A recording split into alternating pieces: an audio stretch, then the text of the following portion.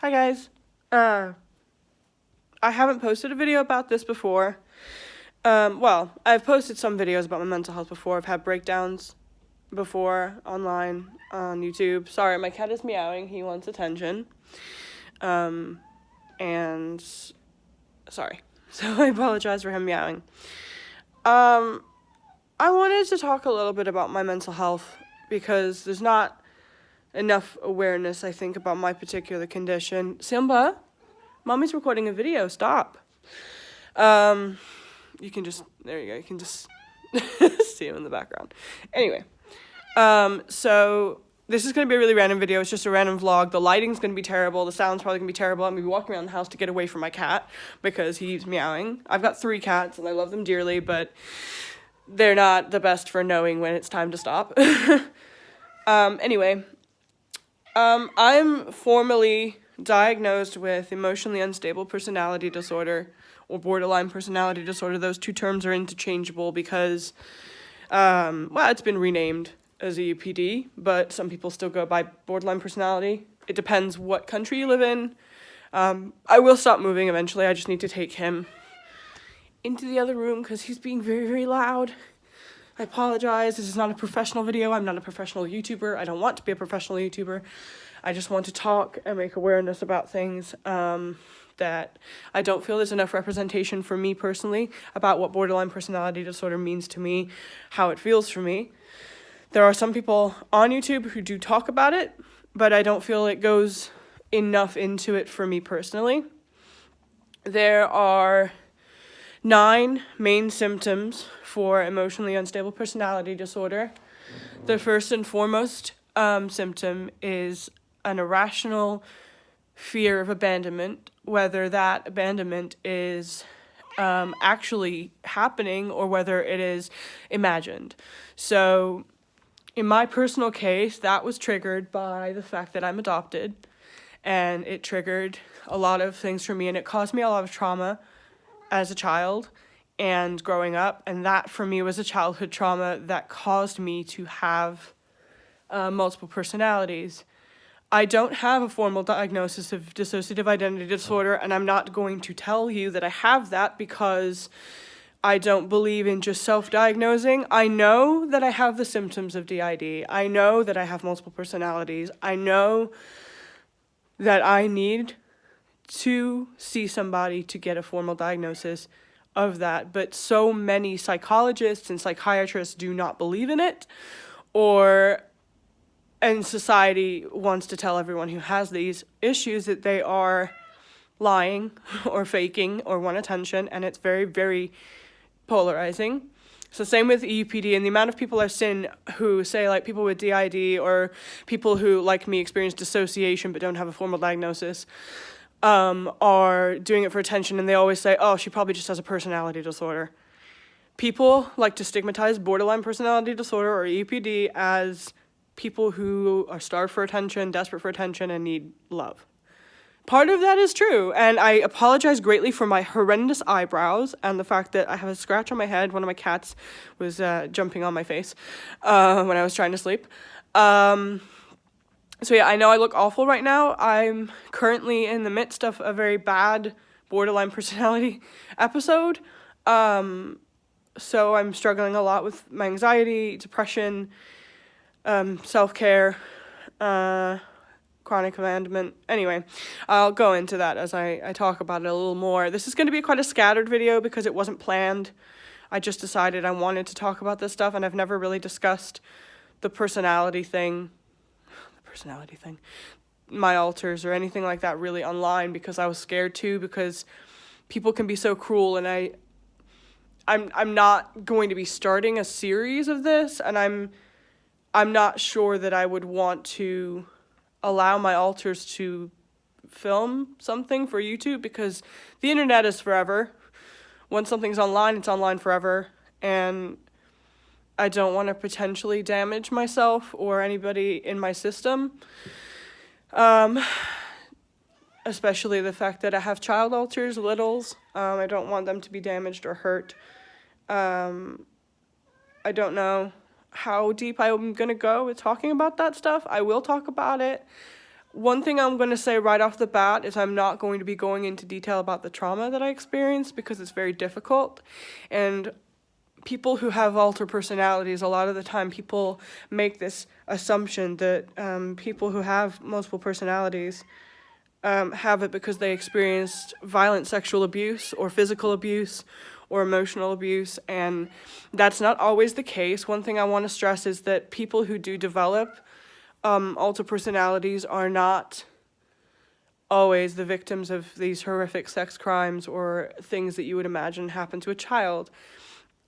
So, you know, bullying in nursery school or first grade or whatever can cause someone to be traumatized enough to develop personalities. It can also be the loss of somebody at a young age, somebody important like a grandparent or a friend or a family member. Even a pet, I think, if it's traumatic enough for the child, could cause that kind of experience.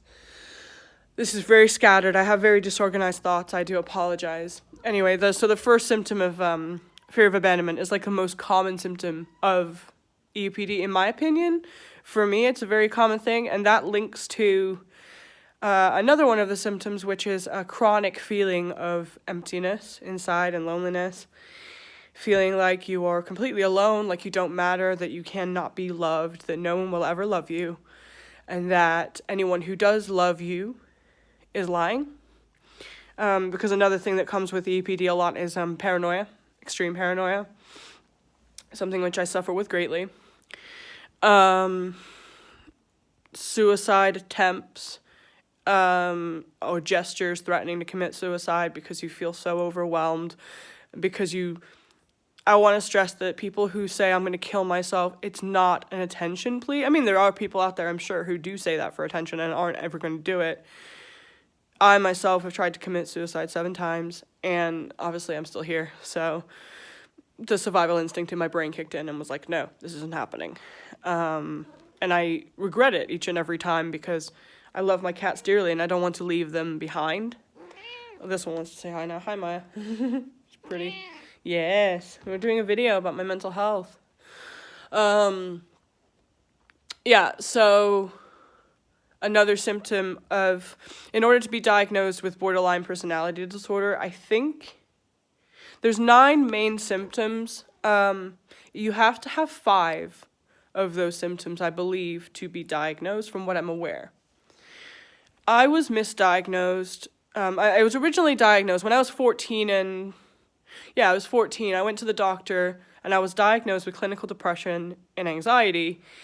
And, you know, I have been engaging in self-harm since I was 10 years old. The first time I ever cut myself, I was 10 years old because I read in a magazine about a girl who, it was one of these agony aunt pages, and she wrote in saying that her sister was doing it. And I never knew what the point of it was, but I wanted to try it. So I went into the bathroom and I got my mom's nail scissors and I cut myself with them.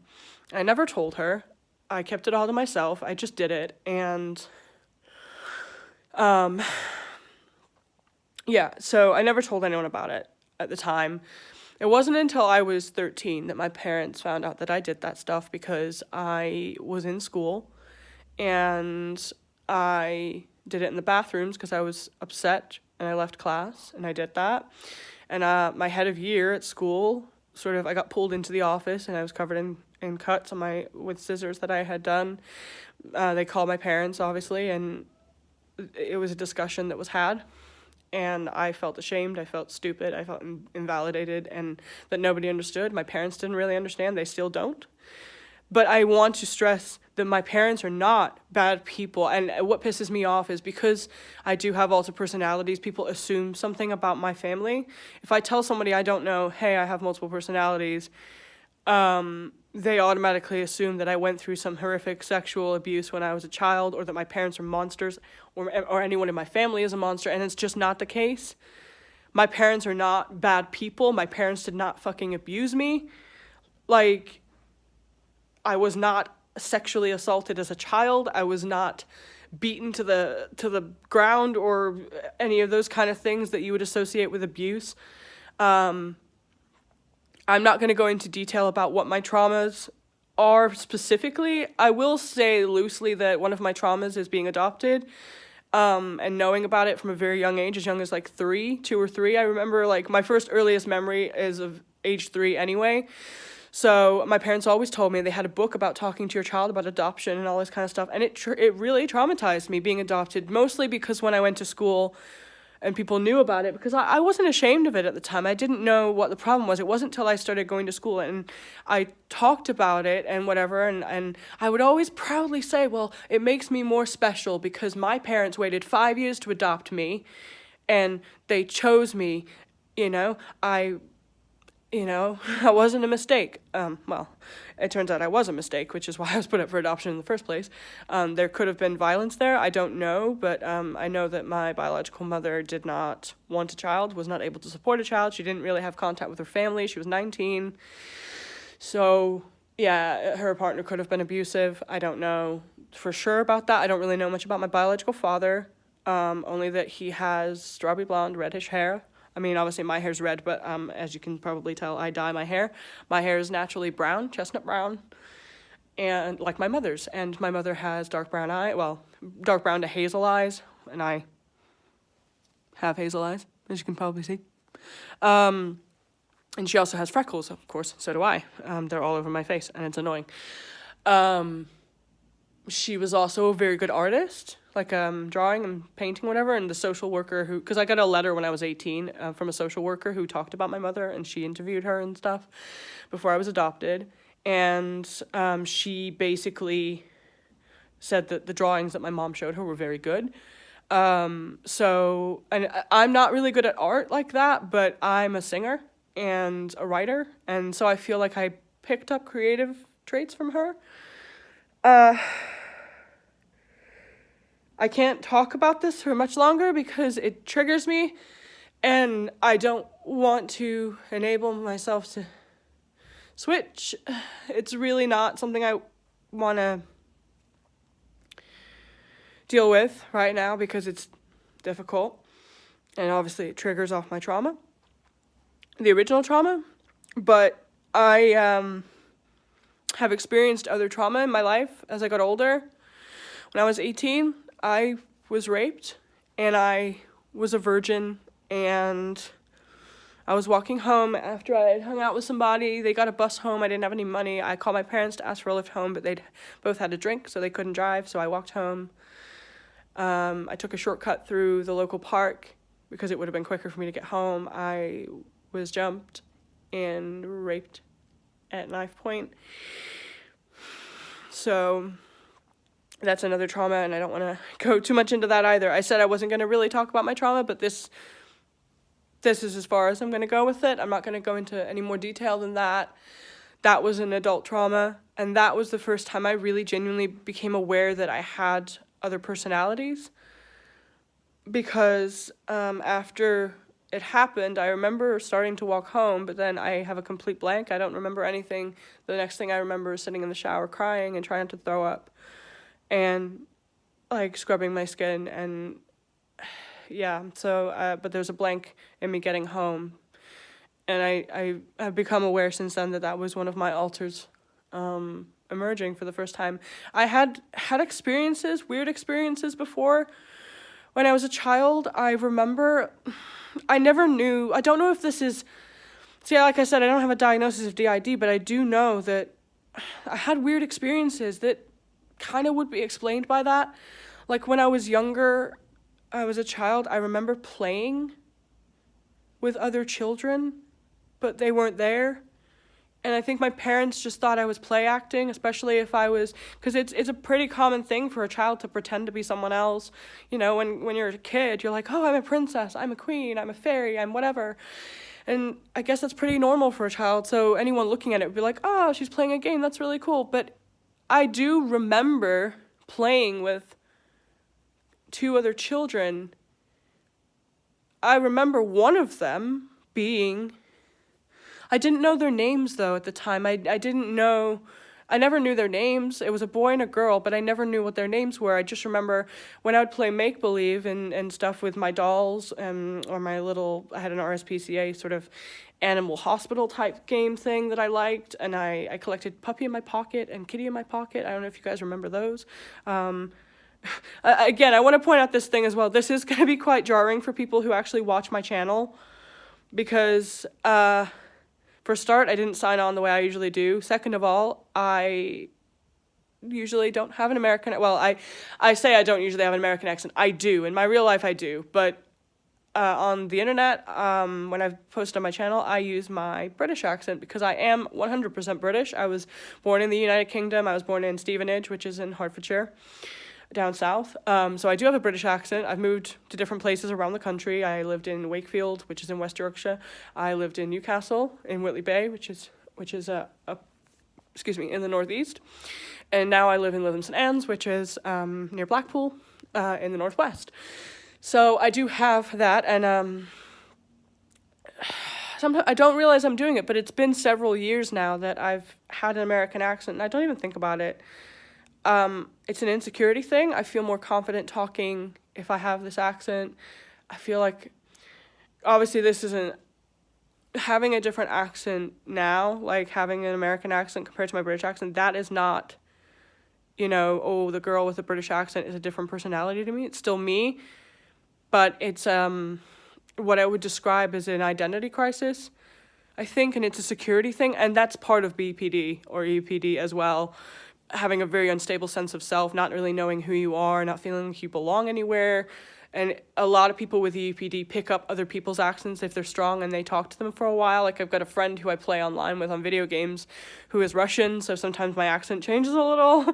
And I feel bad because if I pick up someone else's accent, I feel like they feel like I'm making fun of them or mocking them or just being weird or whatever. But I think it's the brain's natural way of saying, hey, try and fit in with this person. If you sound a bit like them, they may be more comfortable and bond with you.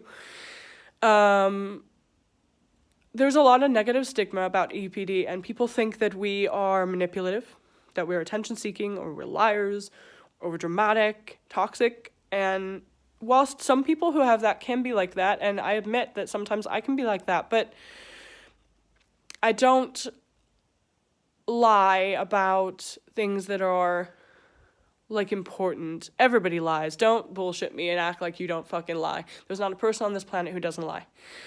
And it's to protect yourself or to protect others, usually.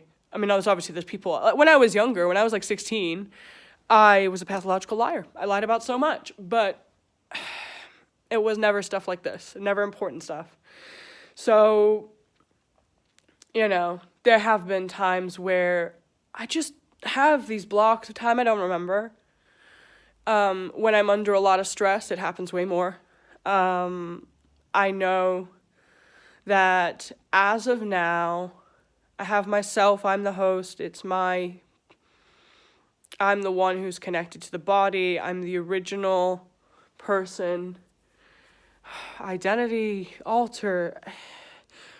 I guess I would technically be classed as an alter in my own system, but I know that I have 8 other distinct personalities. Well, technically it's 9, but one of them has not gone per se, like died. I always say, oh, they're gone, because I don't hear them anymore. I don't sense them in my head anymore, in the headspace. But they could have integrated or they could be dormant. Either way, I just don't feel them anymore. And it's quite distressing in a way, because I miss them, but I don't know what happened. I automatically assumed that because their purpose was no longer needed, they just kind of faded away.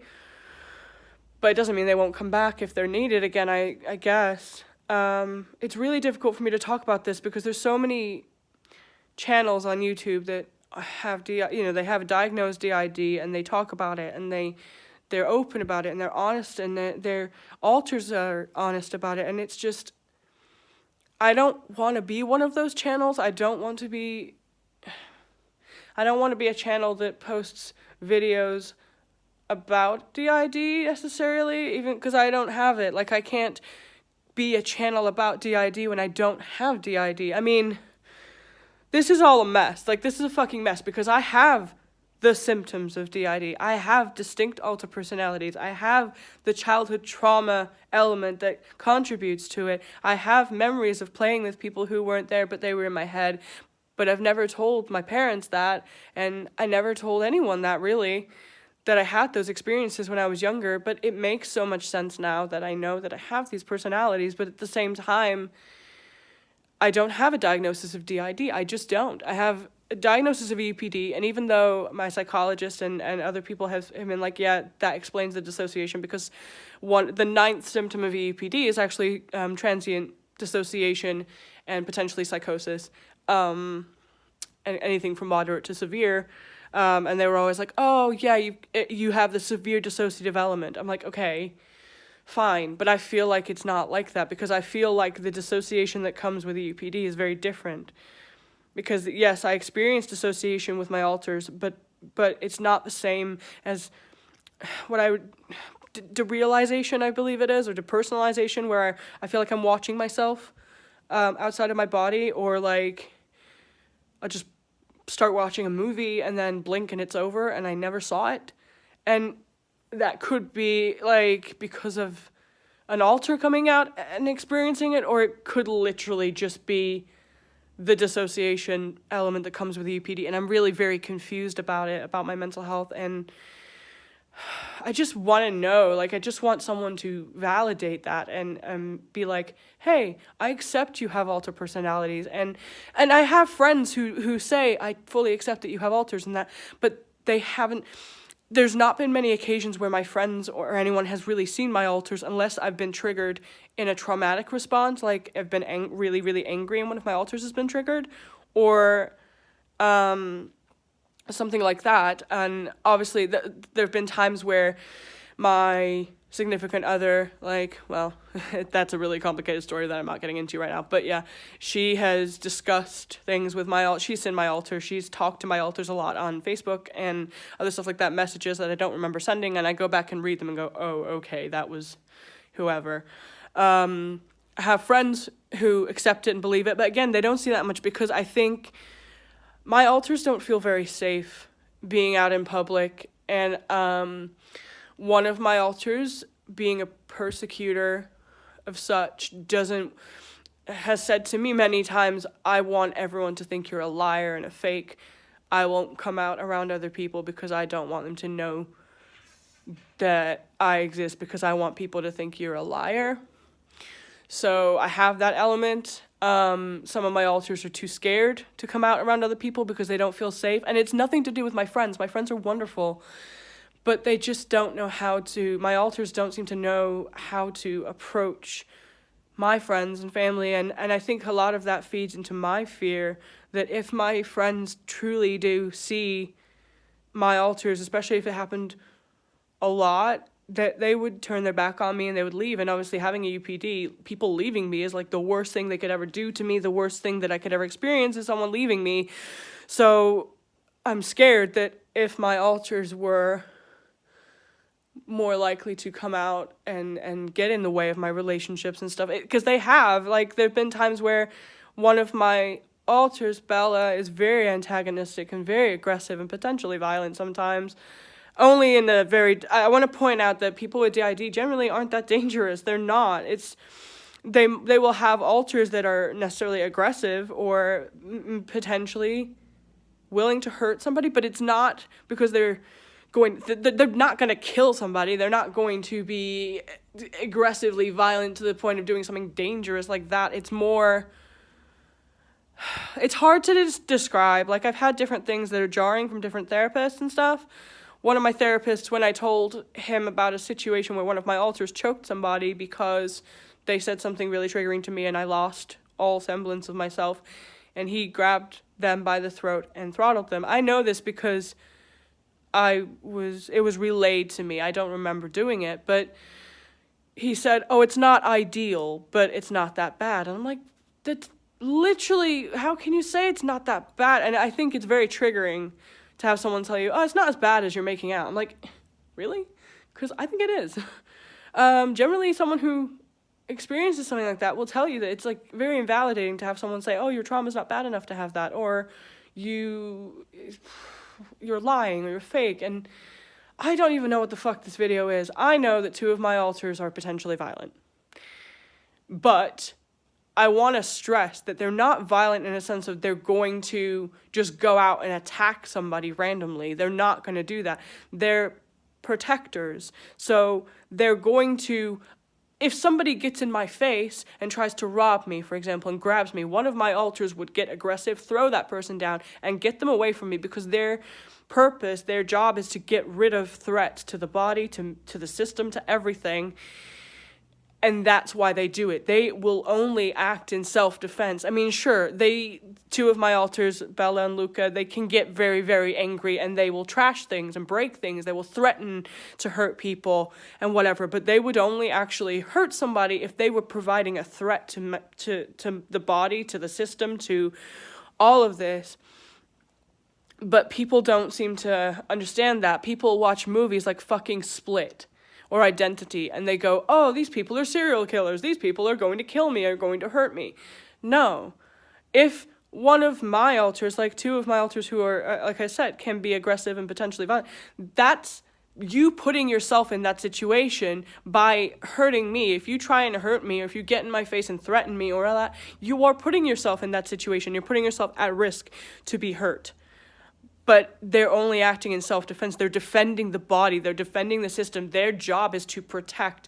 I've been the victim of so many things in my life, whether it's bullying or emotional neglect or misattunement of my emotions from family or anybody else, identity crisis or sexual assault or things like that. That all these things that I went through that triggered I don't know how to best describe it, and I've been watching other people's channels, like people who actually have a diagnosis of DID and who experience the things that I experience, but they actually have someone saying, hey, you have this. I haven't experienced that yet. I'm 29 years old, but I haven't got a diagnosis of DID, and that's why I don't go, oh, I've got DID, because I'm not going to say something that isn't diagnosed for me. I have EUPD with severe dissociation. That's what I say. But I'm willing to be open about the fact that I have alters, but my alters tend to hide.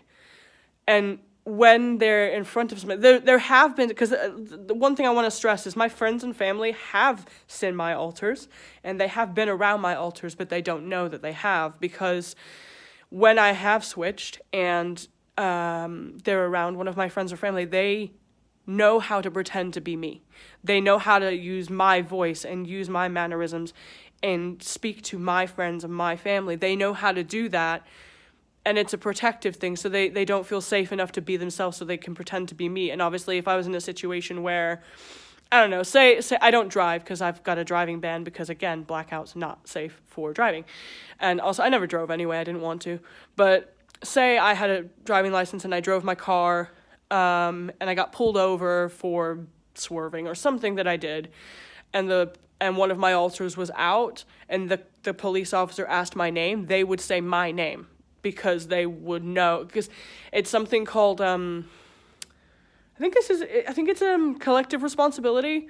So I feel like their best interest is to protect the system and to protect me and the body. So if they're in a situation where they know they have to, like, it would get me in trouble if they said, oh, like if they said, what's your name? Luca. Yeah, it's not going to, because obviously my ID would not match that. So they would say my name and whatever, and they would, because they know those details about me, and they know how to pretend to be me. So there have been times where I've hung out with my friends and I don't really remember some of it because I wasn't really conscious of it, but they know how to pretend to be me, so my friends never really noticed.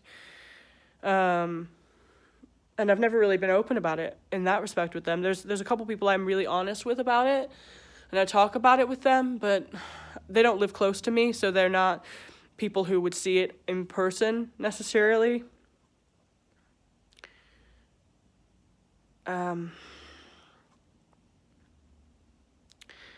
Sorry, yeah,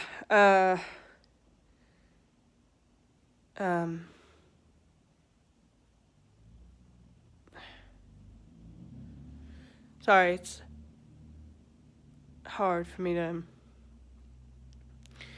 focus sometimes. Yeah. I should probably end this video because I'm struggling a little with, there's two protectors right here, and also their job is not just to protect the body. Their job is to protect the littles. I have 2 littles that I'm aware of, and I have a feeling that there's one more, and one that I remember from a younger age. I feel like it's a boy, and I don't know his name, but I feel like he's there, but I haven't, he's never been out. He's not in the headspace. Anyway, this video was a mess and very disorganized, and in future I should probably plan it. And oh god, it's been half an hour. Okay. This is a mess. I should plan it next time. I don't know if I will post more videos about this. I'm not going to be a channel that's about my mental illness or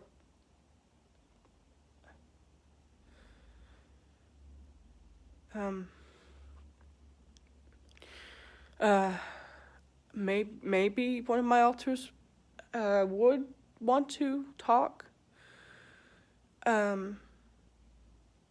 Just this is so very personal. The internet is forever, and I don't want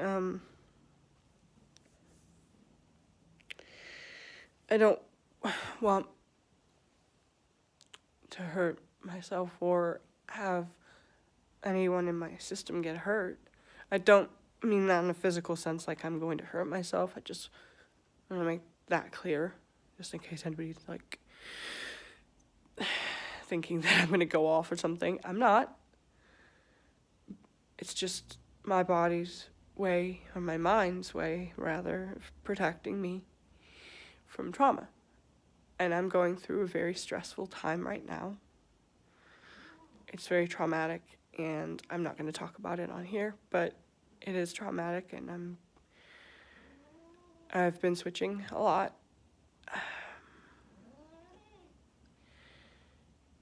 I might make another video. I mean, if somebody was to watch it and wanted to know more about me or any of my alters, but I'm a little scared to talk about it in great depth and put things like that on the internet. There's certain people who I don't want to see it or experience it, and also I know that there are people online who can take advantage of littles, and I want to protect them, and so do the others in the system. I also feel like a phony. Not because I'm lying about anything, it's just that I don't have a solid diagnosis of DID, so I can't communicate what it's like to have an official diagnosis, and I don't want to be giving other people advice on what it's like to deal with something that I'm not diagnosed with, even though it's something I experience daily at the moment. I don't know, maybe someone would want to talk to my alters. I don't know. I might do a video where I talk about them a little, maybe their names and a little about them, and maybe they would want to talk themselves, but I don't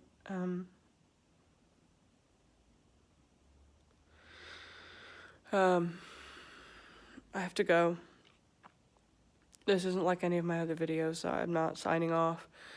But if you wanted to know more, maybe I could do another video, but I'm not going to turn into a channel about that.